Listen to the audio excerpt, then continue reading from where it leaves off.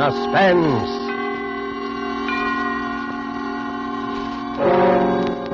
Presented by Roma Wines, made in California for enjoyment throughout the world. Salud, your health, senor. The world toasts Roma, and Roma toasts the world. The wine for your table is Roma, made in California for enjoyment throughout the world. This is the man in black here for Roma Wines to introduce this weekly half hour of Suspense. Tonight in Hollywood, our stars are Mr. Robert Young and Margot. The suspense play which stars Robert Young and Margot, and which is produced and directed by William Spear, is A Tale of Ordeal by Fire by Cornell Woolridge. And so, with the night reveals and with the performances of Robert Young and Margot, Roma again hopes to keep you in suspense.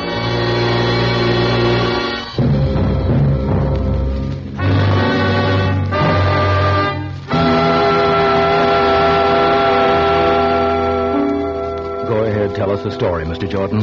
Might help to get it out of your system. Yes. Go ahead, Harry. What? Tell it here, Marie, in front of you? Sure, I can stand it if you can. Well, all right. I'll tell it from when I first began to know, for sure, 2 weeks ago. I should have known before that something was wrong. I should have known by her eyes. There was a queer look in them, staring at me one minute and avoiding me the next. Well, I came home late one Monday night. They were asleep, my son Johnny and my wife here, Marie. I lay in bed reviewing my day's work. You see, I'm an investigator for the Herkimer Fire Insurance Company. And while thinking about the fire on 2nd Avenue, I fell asleep. Suddenly, I was sitting bolt upright, wide awake, with a strange feeling of being alone in the room. I looked towards Marie's bed. It's too dark to see. I called, Marie. Marie! There was no answer. I got up and walked to her bed. The quilt was bunched up. I pulled the covers down. The bed was empty. In the bathroom. No, she wasn't there. And not in Johnny's room either. Johnny was alone. Marie wasn't in the apartment. I put on the light and looked at my watch. It was 2 a.m. Got dressed and walked out and rang for the elevator. It was nothing. Of course, it was nothing important, but my heart kept hammering away. Morning, Mr. Jordan. Kind of late for the... Yes, good morning, Steve. Did you see my wife go down? Yes, Mr. Jordan. About half an hour ago, I'd say. Yes, of course. Did you see which way she went? Yes, she went towards 3rd Avenue. Said she was going Went to the drugstore, I guess. Yes, that's right. It's one over on 96th Street. Open all night. Thanks. That was it. She went to the drugstore. I was worried over nothing at all. I didn't know what to do quite. I didn't want to follow her, but the elevator boy was watching me, so I strolled easily along towards 3rd Avenue. I stood on the deserted dark corner and looked up and down the street. Then I saw her coming. She was walking towards me briskly. Harry, what are you doing here? Well, I got up and saw you were gone, and I couldn't sleep. I had a dreadful headache, so I decided to go down for some aspirin. Yes. Yes, of course. The drugstore on 96th Street. But you were coming from 98th Street. I took a little walk. I thought some fresh air would do me some good. Yes, it is a nice night. I've only been gone about 10 minutes. Steve said you were gone about a half hour. It was only 10 minutes. What time is it now? 2:35. I've been out for almost 15 minutes. Oh, it's more than... It was 15 minutes, no more than that. Yeah. Yeah, I guess so. Everything seemed all right. Still, I felt something was wrong. We got into our apartment and we both went to bed. For a minute or so, we said nothing. You've been working hard, Harry. Don't you think you ought to take a week off and sort of rest up? Oh, I feel perfectly all right, dear. There's nothing wrong with me. Listen. A fire. A fire. Yes, not far. Over east a couple of blocks. By the river, I'd say. That's my district. A fire. Oh, what the... Hello. Hello, Harry. I'm sorry to wake you in the middle of the night. There's a bad one over near you, between 2nd and 3rd. Maybe a total loss. Between 2nd and 3rd, Mr. Parmenter? An apartment building? Yeah, 98th Street. 340 East 98. I called you because I'd like you to go there direct first thing in the morning instead of come at the office, okay? I'll meet you there. Okay, Mr. Parmenter. Good night. A fire? On 98th Street? Yeah. I couldn't see Marie in the dark. I knew she was staring at me. I was very tired. Good night, Marie. Good night, Harry.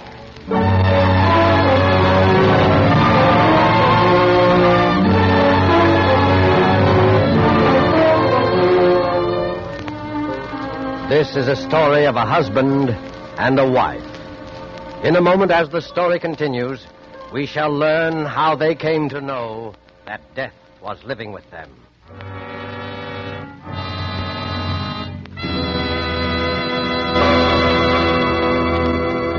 Tonight, the Roma Wine Company of Fresno, California, brings you Robert Young and Margot as stars of Suspense, radio's outstanding theater of thrills.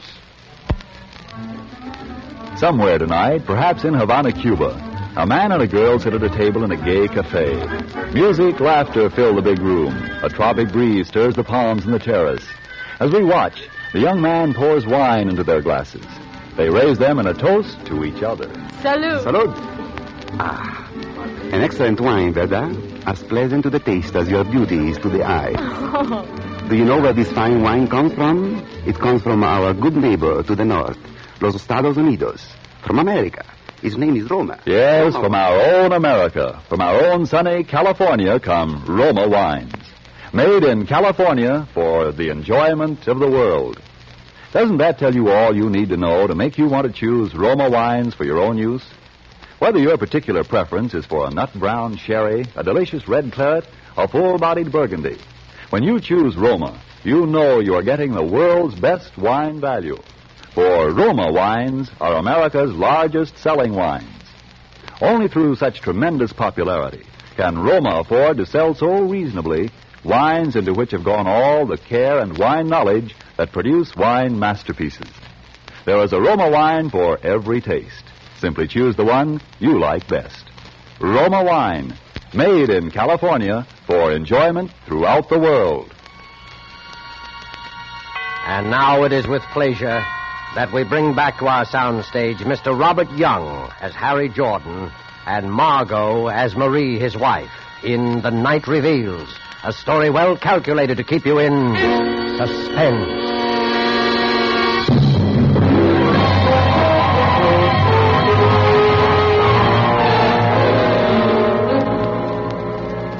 Go on, Mr. Jordan.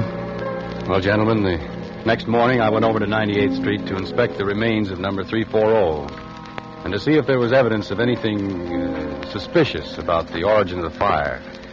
Mr. Parmenter was there. Well, there it is. Got it. I guess we'll be paying off on this one, all right. Yeah, completely burned out. Anyone hurt? Well, a few, but no one dead. Lucky they just installed the new fire escapes. Just the walls left. That fire must have been quite a sight in the height of its glory. Yeah, quite a sight.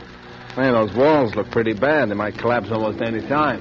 And the building will have to be raised. That fire did a good job. Oh, here's the commissioner. Hello, Parmenter. Jordan. How are you, Mr. Morale? You know anything about the fire, Commissioner? No, not a thing. Well, we'll take a look. I wouldn't go in there, Jordan. Those walls are pretty I bad. can take care of myself. Maybe you better not go inside, Harry. Don't worry about me. I know fires as well as anyone. You stay outside, Mr. Parmenter. I'm going in. I walked gingerly into the blackened, ruined hallway, and ashes up to my ankles, until I reached the remains of the stairway. Underneath were several baby carriages, just twisted pieces of metal. A burned fragment of something fell nearby. Come on back, Jordan. I'm all right. I poked around the carriages, sifting through the clean, fine ashes. Something caught my eye. A glob of yellow metal. I picked it up, and I worked my way out. Going through, isn't she? Yep. Clean through. Nothing left of her. Did you find anything, Harry? Nothing much. The fire started in the hallway, all right. Cellar's untouched. Fire works its way up. What's that in your hand? Well, that is just a piece of metal I found. Here. I just picked it up for my kid. He likes shiny things. What do you think, Commissioner? Probably one of those gadgets they have on baby carriages. No, I guess you're right. It isn't anything. But it was something. I had run my fingernail across this glob of metal. It looked like gold. I decided to examine it in detail at home.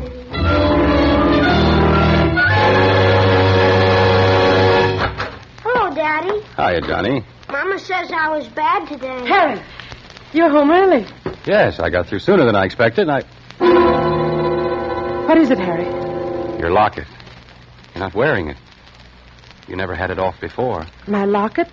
Well, don't you remember? Daddy, can I go over to see Davy Taylor for a minute? Yeah, go ahead, Johnny. All right. Gee, thanks, Daddy. You shouldn't have done that. I didn't want him to go. He hasn't had his dinner. Never mind, Johnny. What did you say happened to the locket? Well, I gave it to you. To me? Yes, I put it in your pocket to have it fixed. The catch was loose. I don't remember. You've been very forgetful lately. Very forgetful. Maybe you thought you gave it to me. No, I put it in your pocket, Harry. I forgot to mention it to you. I wanted you to take it to the jeweler's and get the catch fixed. I just put it in your coat pocket while you were shaving. When? Yesterday? Yes. Yesterday morning. Then it should be in my pocket now. I wore this suit yesterday, too. Nothing in my pockets, Marie. Well? Marie. Yes, Harry? Is anything wrong with you? Don't you feel... With me? No, of course not. I'm all right. I'm perfectly all right. There's not a thing wrong with me. You look worried, as if you've got something on your mind. Oh, it's nothing. I've just been having a headache. Maybe you ought to see a doctor. Oh, no, it really doesn't amount to much. Well, I think I'll take another look for the locket. Which suit did you say you put it in? Your blue suit, I think. Or maybe it was the gray, though. I don't feel quite... I couldn't make it out. What had she done with the locket? Had she pawned it? Had she given it away? Then I remembered something. I went into the bathroom and locked the door. I looked at this shapeless little glob of yellow metal. I rubbed the blackened spots away, all of it, until it was gleaming. I studied it, turning it over and over. I noticed a thin crack. It was small, so I took a nail file out of the medicine chest and began to file it. I kept filing until I had enlarged the crack to the full length of a piece of gold. Then I slipped the nail file inside and pried it open. Tiny fragments of glass, and then I saw a piece of scorched paper. It was a photograph. Picture of my son, Johnny. This glob of metal was my wife's locket. I put the locket and the picture in my pocket and walked out.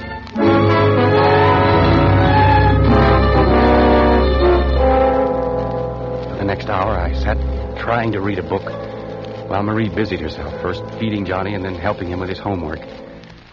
What's the largest continent in the world? Oh, I know.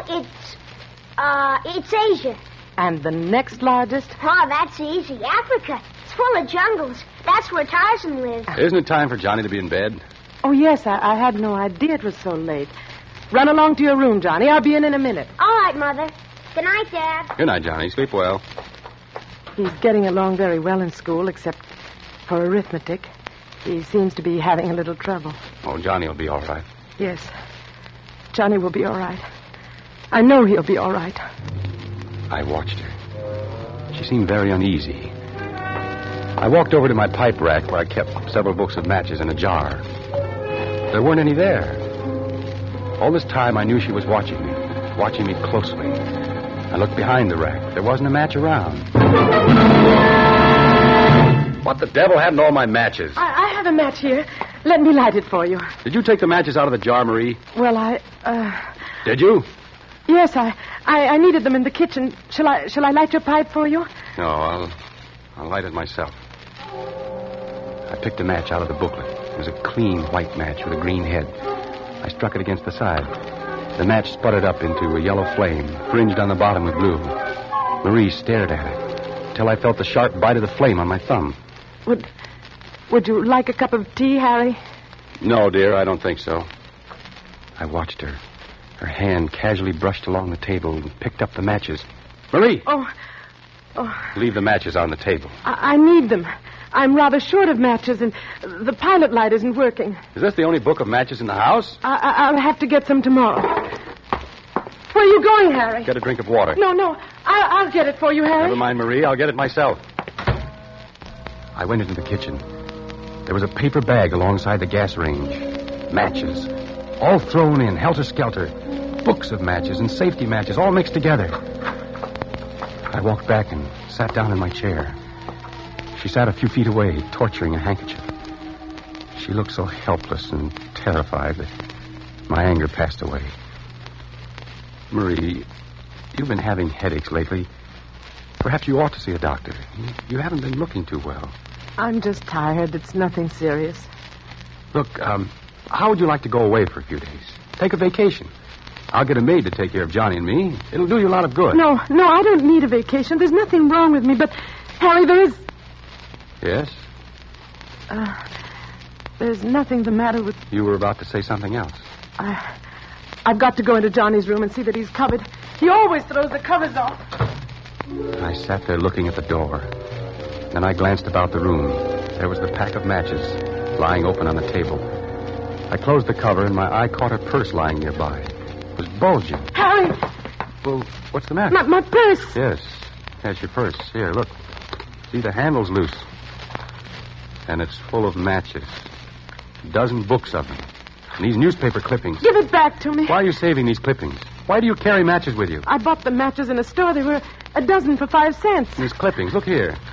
Fire on 112th Street causes severe damage. And these others. Why are you saving these clippings, Marie? There's nothing wrong in that. I'm interested in your work. I intend to keep a file on fires. It'll help you in your work. Well, that's very considerate, Marie. Oh, Harry. You're so good. Why should this have to happen to us?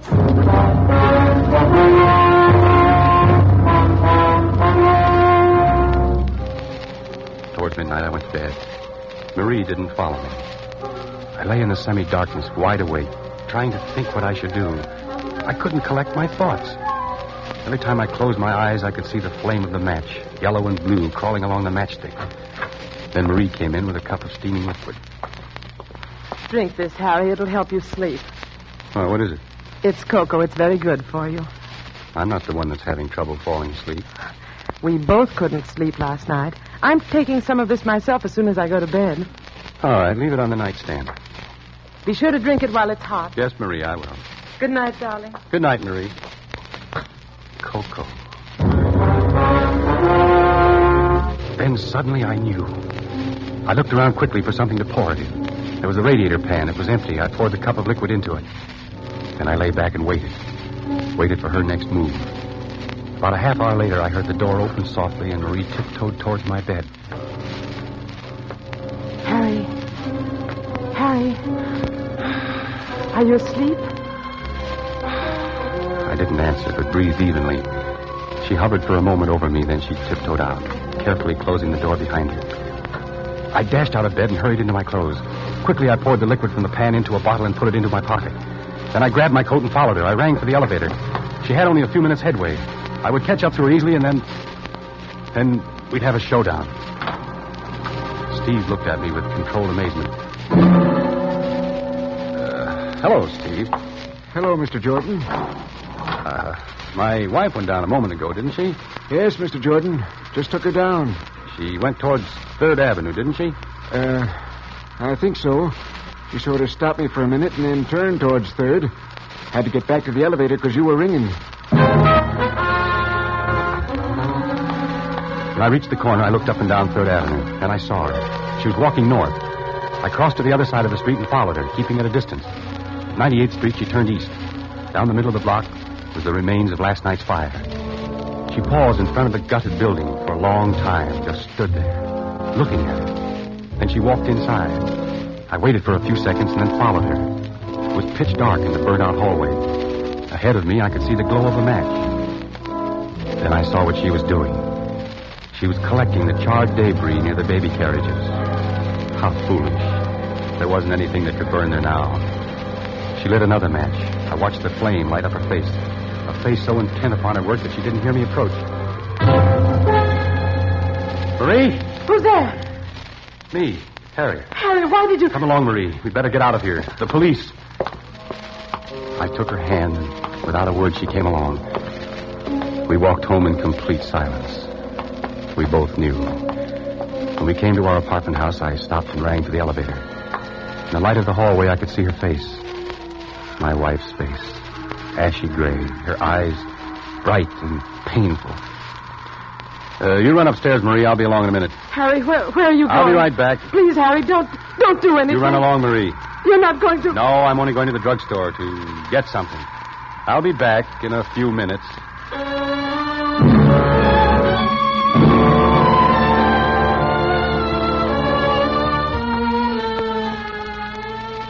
I came home a half hour later. She was waiting for me. Did you do it, Harry? Harry, please tell me. I've got to know. I had the cocoa you gave me analyzed. I'm sorry. I had to do it. Don't you see? I couldn't help it. It was very easy for the druggist, especially when I told him what I thought was in it. Sodium amytal. That's the stuff that makes you sleep through an earthquake. Please try to understand, Harry. You must understand. Is the kid asleep? Yes, Johnny's all right. I was sorry for Marie. She looked so haggard and worn. It wasn't her fault. I was sorry for myself. My head was roaring. I wasn't feeling too well. Kept seeing sparks in front of my eyes. I closed my eyes for a moment. Let's go to bed, Harry. Marie, we can do something. Let's burn up every match. Every match in the house. We'll never bring another match in here. No, Harry, we can't do that. You don't want to? No, Harry, not now. See, this is the first book. It's turning black. We'll do it with every book of matches. It's no use, Harry. Strange, isn't it, that this should happen to me? Me, a fire inspector. That's funny. Give me the matches, Marie, all the matches. No, I can't do it. I won't. Give them to me. Please don't take them. I'll do anything you want, anything. Where did you hide them? Tell me, where are they? Inside the range, behind the paper bag. I dropped her hand and she sank to the floor in a huddle, weeping. Then I went into the kitchen and got all the matches. By now, my anger was cooling off. Look, Marie, look up. See, I'll light each book of matches one at a time until they're all gone up in smoke. Yellow flame licked its way down the matches. The cover caught fire and blackened. I watched her look at the flame with dazed eyes. Listen, Harry, do you hear? Just someone in the hall. Oh, it's more than someone. Something's happened. Something has happened. I'll take a look. Hey, Mr. Jordan, the house is on fire. The house is on fire. Yes, Marie, wake up Johnny. Johnny!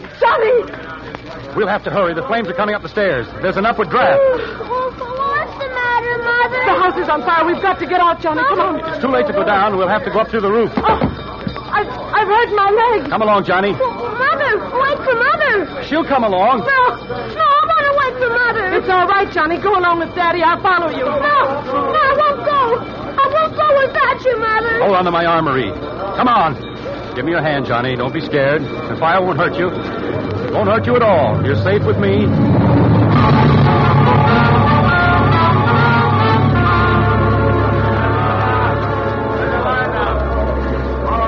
We made our way upstairs, very slowly because of Marie's sprained ankle. Finally, we got to the roof. There were some firemen on the next roof. About 10 feet separated the two buildings. Don't get panicky. We'll get you off safely. How we going to have to jump across, Daddy? Because Mother won't be able to jump through the fort. It's all right, Johnny. Don't be scared. They're putting a board across the two roofs. We'll just walk across. All right, now. One at a time. Tie the rope around you and come across. Johnny, you go first. Don't be afraid. There. Now, the rope will hold you in case you slip. Mother, you gotta go first. I'll go right after you, Johnny. You promise? Go ahead, Johnny. Another will follow you. Don't turn around. Keep walking. All right. Kid's safe. Now, you lady. Be careful, the board. Hey, the board slipped off. Hurry, one of you guys. Get another board. Mother! I want my mother. Your mother's going to be all right, kid. You pushed the board off, Harry. I saw you do it. No, I didn't, Marie. I didn't. All right, lady. Just tie the rope around you. Don't be afraid. Don't look down. Ready? Okay, boys. She's all right. Now you, mister. That's right. Tie the rope around you. Okay. All set? Okay.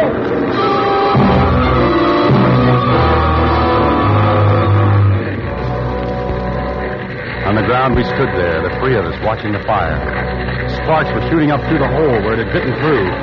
Great flames shot out, stabbing at the sky.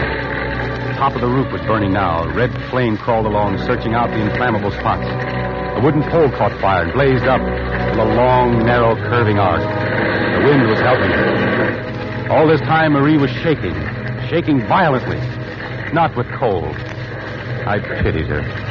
And then she threw up her hands and shrieked. Harry! No, darling, don't. I can't stand it. We can't go on this way. Police, come here. Don't do it, Marie. There's no need to. Not the police. You don't know what you're saying. You... What is it, lady? You'd better calm down now. Officer, please. No, it's no use, Harry. Officer, these awful fires, they're not accidental. There's a pyromaniac, a criminal. What? And I know who it is. You've got to arrest the person. Arrest. So there won't be any more. All right, lady. Now, what is this? Who's the pyromaniac? The criminal is my husband, Harry Jordan. This man here. Arrest him, officer.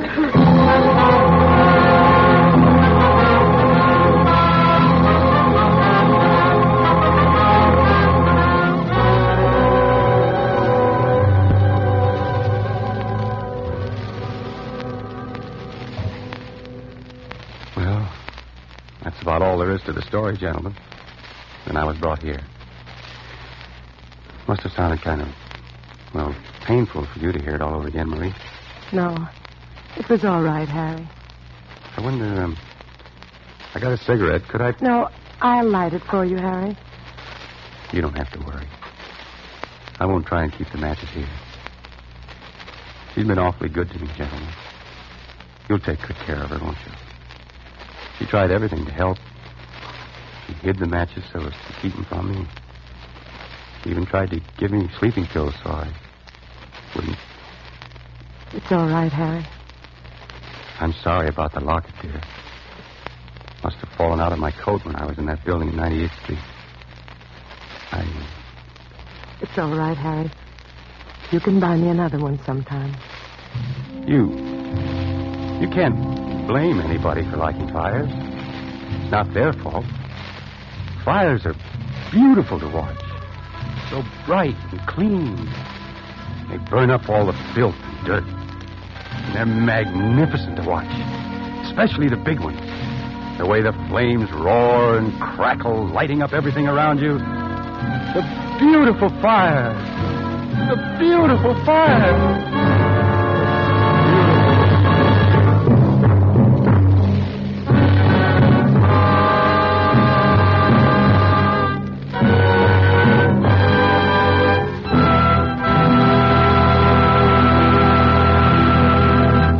And so closes The Night Reveals, starring Mr. Robert Young and Margot. Tonight's tale of Suspense. I want you to know that the distinguished Roma California wines include the most enjoyable types for every possible occasion. Dry table wines, red and white, appetizer and dessert wines, and also champagne and sparkling burgundy. Nothing can add more downright pleasure to your meals or to your entertainment of friends. And no enjoyment could be more economical. For not only are they supremely delicious, Roma wines are America's largest selling wines, and they cost only a few cents a glass. The vast quantities regularly purchased and enjoyed by wine lovers, the advantageous locations of the great Roma wineries in the favored wine districts throughout California, these things permit truly modest prices that make Roma wines the world's outstanding wine values. Roma, R-O-M-A. Roma wines are true to type. Roma wines are faithful in flavor. Roma wines are sound of character. Roma wines are reasonable in cost. Made in California for enjoyment throughout the world. This is Robert Young. It's been a great pleasure for me to appear tonight on Suspense, one of my very favorite programs. And I know you'll want to be listening next Thursday when my friend and colleague at Metro-Goldwyn-Mayer, Mr. Charles Lawton, will be your star. Don't forget then, next Thursday, same time, for Charles Lawton in Suspense. Presented by Roma Wines, R-O-M-A. Made in California for enjoyment throughout the world. This is the Columbia Broadcasting System.